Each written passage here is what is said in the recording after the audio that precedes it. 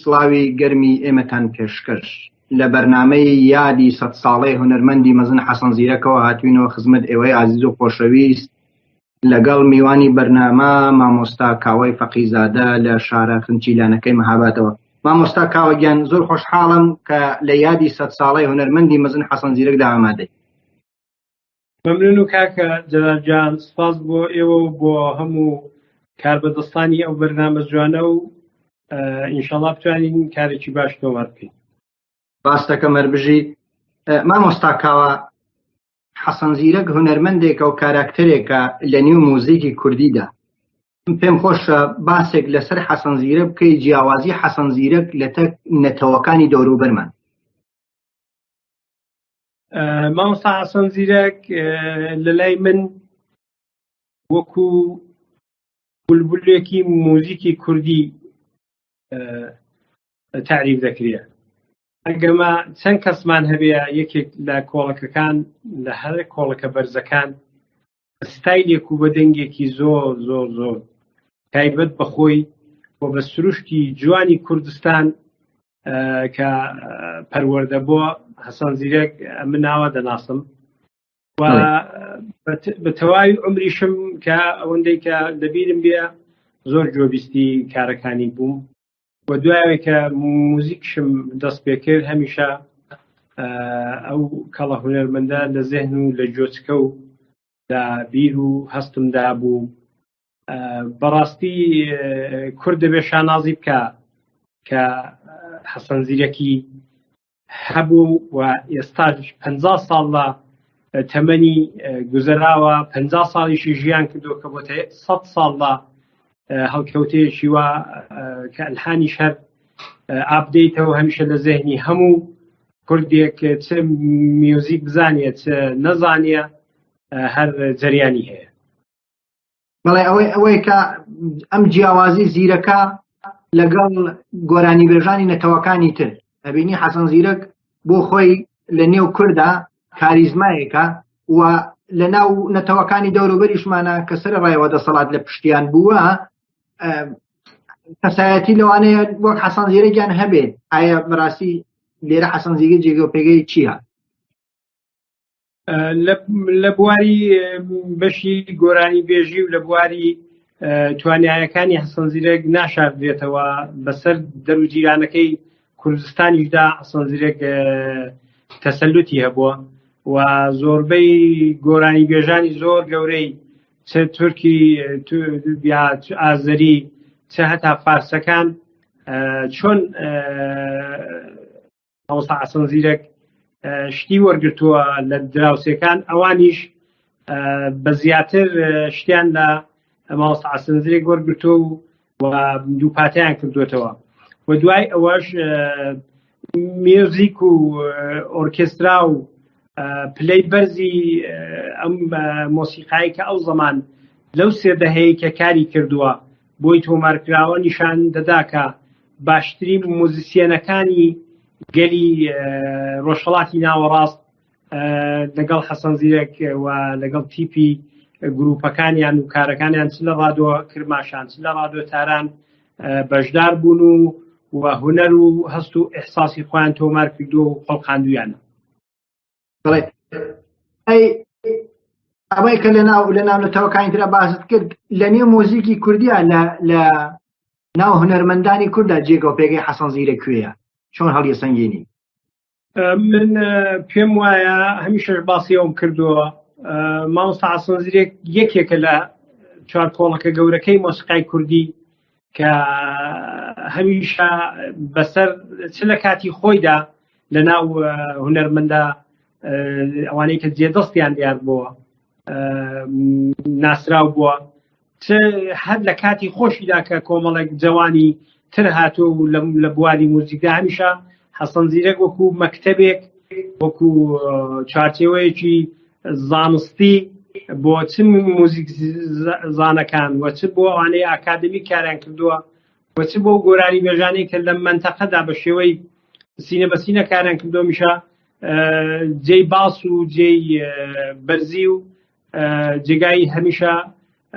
دیار بوو. مامۆستا کاوە جەنابێت کۆمەڵێک لە گۆرانیەکانی زیرەکت بە نوت نووسیوەتەوە حەزەکەم باسێک لێمە بکەی بۆ ئەم هەڵبژاردەیە هۆکاری نووسینی ئەم هەڵبژاردەیە چی بوو؟ لە ئەسڵدا بەسلا مامۆستا حەسەن زیرەک وەختێک گوێ دەدێ ئاسارەکەی و کارەکەی ئەوەندە پاک خاوێن ئەوەندە جوان ئەوەندە تۆنالیتەیەکی جوان و لەسەر پەیژە و نەریتێکی موسیقا کارەکانی تۆمار کراوە کە هەر کەس هەر کوردێک پڕژێتە سەر میوزیک خۆی لێ نزیک دەکاتەوە. مامۆستا حەسەن زیرەک چە ئەو کارانەی کە لە دەهەی سی بەسلا هەتاویدا کاری کردو لە ئێران وەچە دوای ئەوە لە دەهەی چل لە کرماشان لەگەڵ هونەرمەندانی زۆر باشی ئەو کات کاری کردو و تۆماری کردووە چە ئەوانەی لە ناو خۆی و لە ناو منتەقا چە ئەوانەی کە زەمانێک لە باشوور کاری کردووە هەرچی گوێی دەدەی هەموو کارەکانی جوانترین کارن جا بۆیە من بە پێی ئەوە کە میوزیک کاری من بوو و بە پێوەی کە لە کوردستان میوزیکی دراسی بەداخەوە نەبوو و تا ئێستاش دەتوانم بڵم ئەو پێگەی نییە میوزیکی زانستی ئەمە ناتم لە مامۆستا حەسەن زیرەک هەوێنهایەکم دەرێنا پراکتیکێک کە بۆ فێرکاری میوزیک و بۆ فێرکاری فێربوونی نەوەی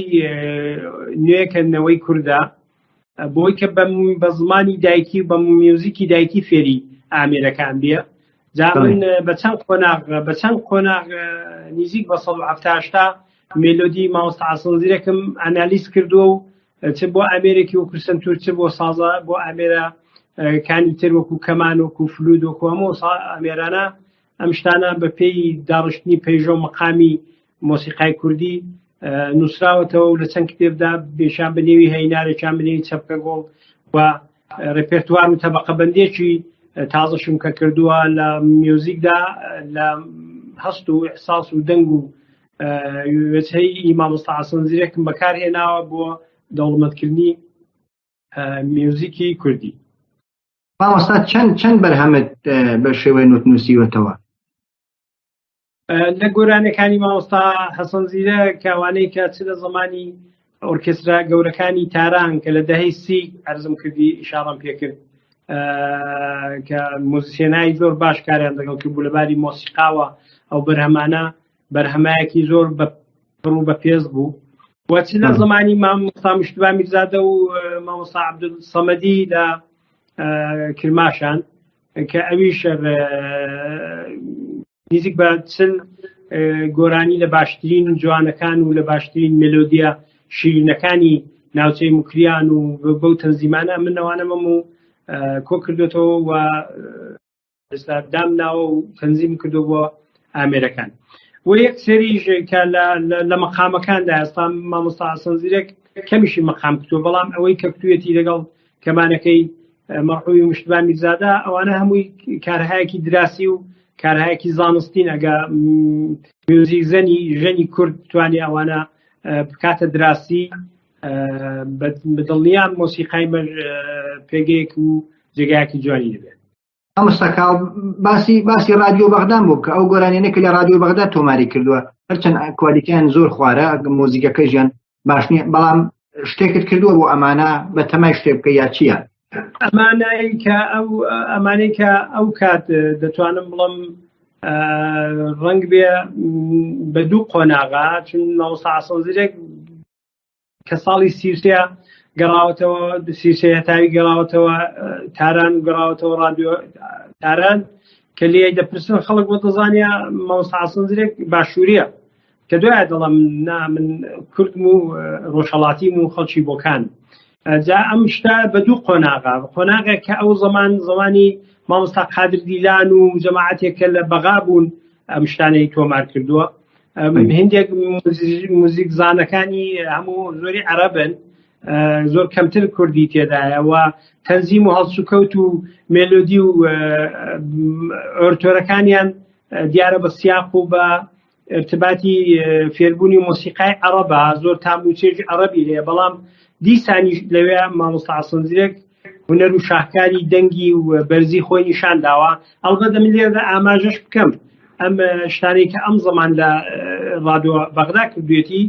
لە سەڕاوە لە ڕادیۆ تاران و لە ڕادیۆ کرماشانی ئەو کارێک کردۆ زۆر بە جوانتر و زۆر بە ڕێک و پێکتری وە قۆناغی دووەمی دوای ئاخری کرماشان بۆ کە ماوەیەک لە سلێمانی وانە بووە لەگەڵ گروپی میوزیکی لەوێ کاری کردووە لە سلێمانی بووە لە هەولێر بووە ئەوانیش کاری جوانیان هەیە ئەوانی زۆر کاری پێز و بە ڕێک و پێکی کردویان مامۆستاکاوە کۆمەڵێک گۆرانی لە ماڵان ناوتراوە و مۆزیکەکان باش نییە لەوانەیە کوالیتەیجی زۆر باش نەبێ بەڵام گرنگی ئەم ملۆدیانە ئەم هەوایانە ئەم گۆرانیانە چین بۆ ئێمە کە کاریان لەسەر فکری زیاتر مامۆستا حەسەن زیرەک دیارە لە دەهەی چل لە وەسەتەکانی دەهەی چلی هەتاویەوە کە دیارە لە ڕادیۆ نامێنێ و کاری ڕادیۆ ناکا لە ناوچەی موکریان بۆ ماوەیەکی زۆر لە سەرا دەبێت لە بۆکان دەبێت لە مەهاباد دەبێت و لە شنۆ دەبێت لە بانەش دەبێت تا لە بانەش زۆر ماوەتەوە ئەو جورێک کە باز دەکەن و میتریالەکەی هەیە بۆ خۆی دەفی لەداوە لە زۆر جێگا مەسەن دەبینی دایرەی لەداوە جایدی کوالیتی دەنگی تۆنالیتەی لە نظر دەرەجە و دەرجەبەندی فیزیکی یا کوک کە پێ دەڵێن نەسبی دەنگی ئینسان دیارە جیاوازیە بۆ لەگەڵ ئەو زمانێکە لە ڕادیۆکان و لە زمانی جوانی تردا کردووە بەڵام دیسانیش کاک جەلال دیسانی ئەو شتا ئەو چێژ و ئەو بۆن و بەرامەیە هەر پێوەیە هەتا ئەگەر لە بیرمان بێمە زۆر جار بۆ خۆمان دەڵێن کارمان موزیکە مامۆستا حەسەن زیرەک ئەگەر نەخۆش بۆ لە نەخۆشخانەی بۆکان کەسێک کە چۆت مەسەلەن تەزیلێکی بردۆ زەبتێکی بردۆ لێ زەبت کردووە ئەو گۆرانێ جوان جوانانەی وەکو هەوارە وەکوانەی کتووە ئەسەن هەڕۆحیەوە بەرێناوە دە هیچ میوزیکێکشی لەگەڵ نەبووە ئەسەن ئەم ئینسانە ئەسەن خودادادی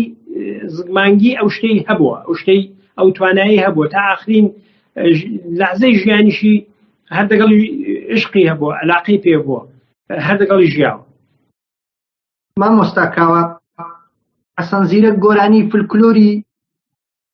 زۆر وتوێتەوە ئایا بەڕێزت وەکو کارناسێکی مۆزیک لێکۆڵینەوەیەکت کردووە یا ئامارێکت لە بەردەستایە کە بەرهەمەکانی حەسەن زیرەک کامەی خۆیە کامەی فلکلۆرە وتوێتەوە بە شێوەی خۆی مامۆستا حەسەن زیرەک دەڵێن زیاتر لە ئەلبەتە من نازانم بەڵام ئەو شتە ڕاست بێ بەڵام دەڵێن تا 1500 گۆرانی هەیە بەڵام من دەڵێم هندێکیانی دووپاتە هندێکیانی لە چەند قۆناغ و لە چەند جێگا خوێندووە هندێکیانی دەبێت دەتوانین بڵێن دووپات کراوە دیسانەکانی بەڵام ئەگەمە بڵێن مامۆستا حەسەن زیرەک لە فۆلکلۆری ئیستیفادە کرد بێ حتمما کردوویەتی چون بناغەی مۆسیقای کوردی لە کۆنەوە هەر بەو شێوەی سینە بە سینە فۆلکلۆر هاتووە نە هەر مامۆستا حەسەن زیرەک هەر تاکە ژەن یارێکیش تاکە گۆرانی بێژێکیش ئەگەر لە مۆسیقای کوردی دەستی بەکار کرد بێ و گەیشت پێتە جایگایەک و پێگەیەک لە حتمما لە فۆلکلۆری ئیستیفادە کردووە مامۆستا حەسەن زیرەک لە مۆسیقای دەوروبەریش ئیستیفادە کردبوو لە مۆسیقای دەوروبەری لە مۆسیقای ئازەریەکان زۆر لە مۆسیقای هەتا فارسەکان بەڵام هەرچی خوێندووشێتی دەتوانم بڵم هەرچی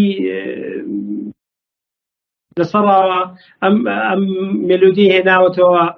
ناو مۆسیقای کوردی ئەوەندە ڕێک و پێک و ئەوەندە جوانی خوێندووە کە بۆنی کوردایەتی پێوە دێ مەسەلەن نمونە بەهاران خۆشە زمزیران گۆرانێکی ئازەریە و هەموو مۆزیسیێنێکی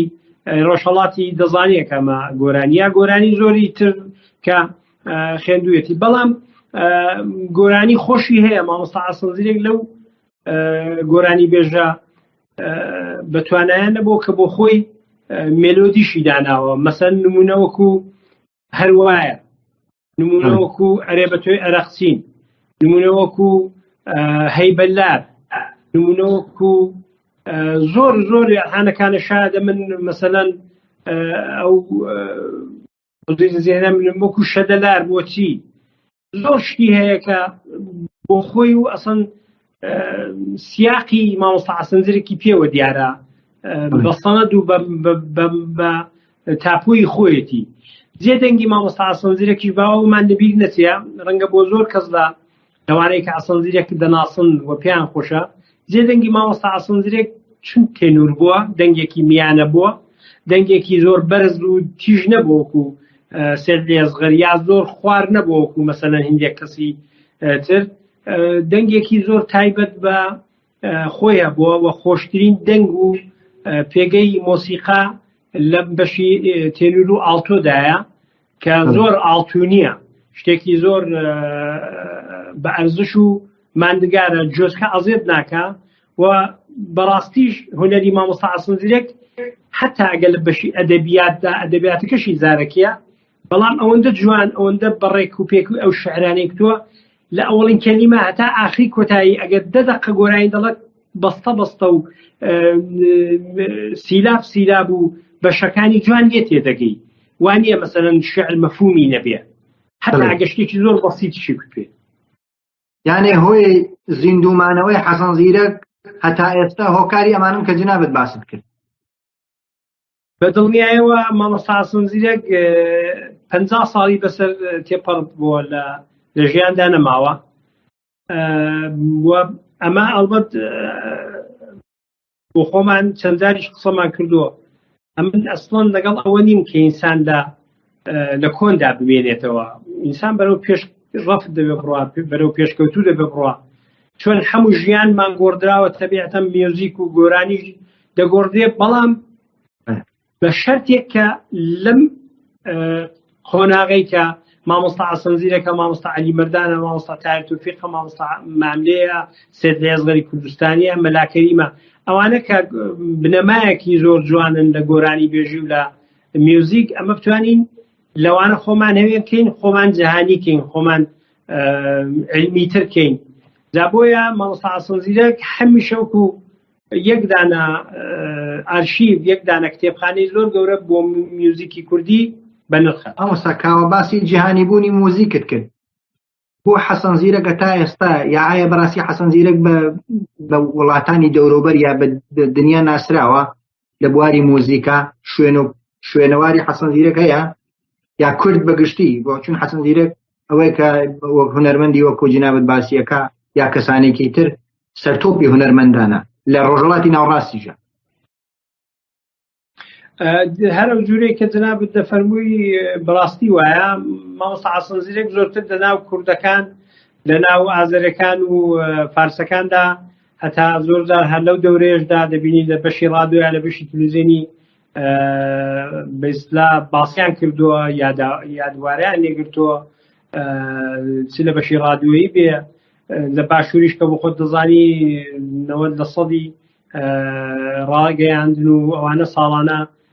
دیارە ڕێزی لێدەگرن و بەسەری دەکەنەوە بەڵام من ئەوە دەجێڕمەوە بۆ نەبوونی وڵاتێکی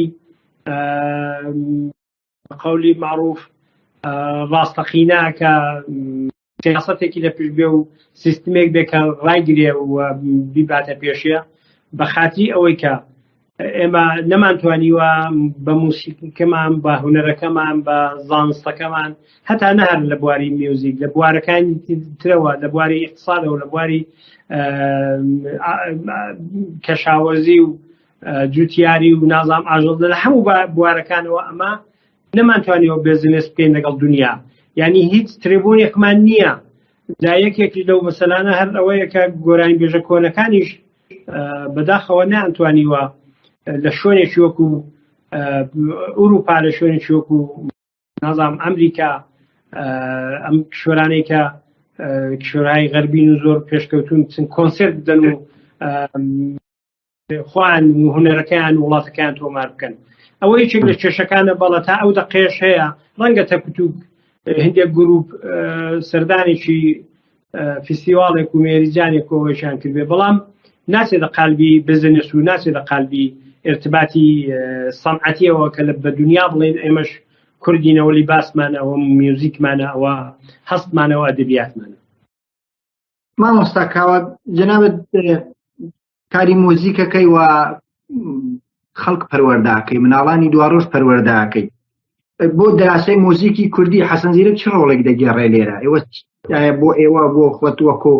دەستمایە حەسەن زیرەک لەکوێدایە؟ هەر ئەو جوێی کە باسم کرد ئەو ڕێپەرتوارە ئەو گۆرانیانەی کە تۆمار کراوە لە کۆنەوە لە مامۆستا حەسەن زیرەک بە دەلیلی ئەوەی کە من وەکو موزیکەوە دەڵم کەسێک کە موزیسیانە لە من تێدەگا بە دەلیلی ئەوەی کە تۆنالیتە و پەیژە و مقامەکەی جوان و واضح دیارە جوان تۆمار کراوە موزیک و موزیکزەنی باش لە کاتی خۆیدا بەخصوص لە تارانیش و لە کرماشانیش ڕۆڵیانە بۆ و ئیشیان بۆ کردو و کاریان بۆ کردووە. بەڵای من هەر یەک لە موزیکەکان گۆرانەکانی مامۆستا حەسەن زیرەک بە شێوەیەکی زۆر زۆر زۆر باش لە بنەڕەتەوە بە کەلکی دراسە دیە. من هەر بۆ خۆمە جوێی باسم کرد هەم لە بواری موزیکی ئەلفباوە یعنی ئەلفوبێوە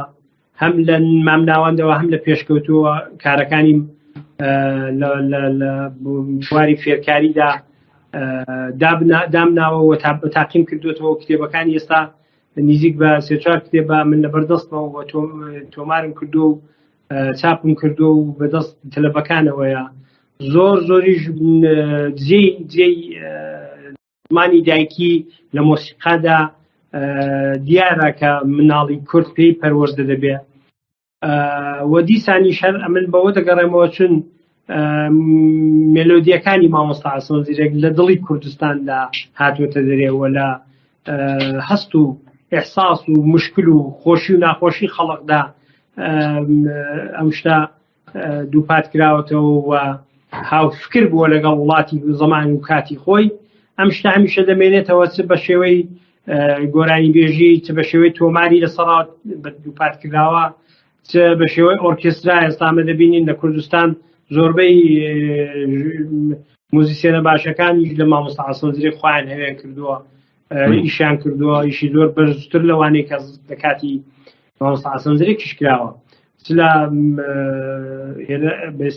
ڕۆژهەڵات چ لە باشوور و هەتا لە باکووریش. من پێم وایە مامۆستا حەسەن زیرەک بە هیچ شێوەیەک وەکو ئەو چەند کۆڵەکەی کە باسم کرد لە موزیکی کوردی ناسڵنەوە پانابنەوە و کوردیش دەبێت شانازیان پێوە بکە و شانازی بە مامۆستا حەسەن زیرەکەوە بکە بە هونەرەکەیەوە و بەو گەنجینە جوانەی کە بۆ نەتەوەکەی بەزیرشتەوە. بێگومان وایە مامۆستا کاوای فەقیزادە لە شاری مەهابادەوە زۆر زۆر سپاس دەکەم کە لە یادی 100 ساڵەی هونەرمەندی گەورە حەسەن زیرەک ئامادە بووی. زۆر سپاس. ئینشەڵڵا بەردەوام بن لە هەموو کار و لە هەموو بار و لە تەواوی هەڵوێستەکەتان. ئەمنیش وەکو کوردێک وەکو موزیسیەنێک بەوە خۆشحاڵم و دڵخۆشم کە دوای 50 ساڵ نەمانی مامۆستا حەسەن زیرەک هەمیشە وەکو ئەستێرەیەک دەدرۆشێ و تا هەتایش هەروە دەبێ و ئێمەش بتوانین لەو کەڵە هونەرمەندە و لەو هەموو هونەرمەندە گەورانە بە شێوەیەکی باش و بە شێوەیەکی دراسی و بە شێوەیەکی زانستی لە هەموو بوارەکاندا بەکاربێنین و کەڵکیان لێوەرگرین و بەرزتر و بەرزتریان کەین. زۆر زۆر سپاس دەکەم هەر بژی و هەر بمین.